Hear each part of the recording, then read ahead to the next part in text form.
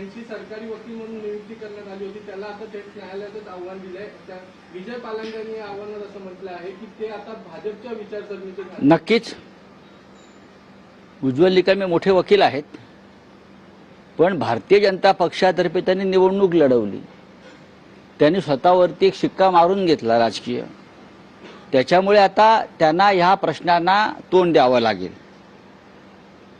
किंवा त्यांना सांगावं लागेल की माझ्यावर जोर जबरदस्ती करून निवडणूक लढवायला मला भाग पाडलं.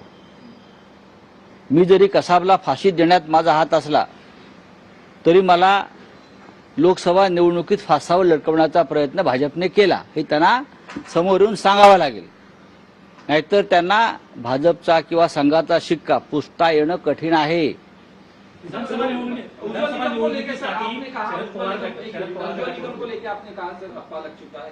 देखिए उज्ज्वल निकम एक अच्छे वकील है,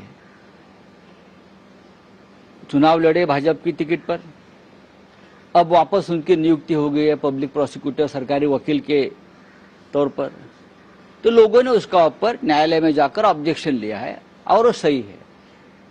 आप कल तक बीजेपी के साथ घूम रहे थे, बीजेपी के रथ पर चढ़ रहे थे, तो बीजेपी का सिक्का आपके ऊपर ठप्पा लगा है. तो आपको ये बताना पड़ेगा कि जरूर मैंने कसाब को फांसी देने के लिए मदद की, लेकिन कुछ बीजेपी के लोगों ने मुझे भी लोकसभा चुनाव में फांसी देने की कोशिश की. मैं हार गया हूं और मुझे माफ कर दीजिए, ये उनको कहना पड़ेगा. प्रधानमंत्री नाम लोकसभा स्पीकर के लिए क्या कहना चाहेंगे? प्रधानमंत्री आज लोकसभा स्पीकर का जो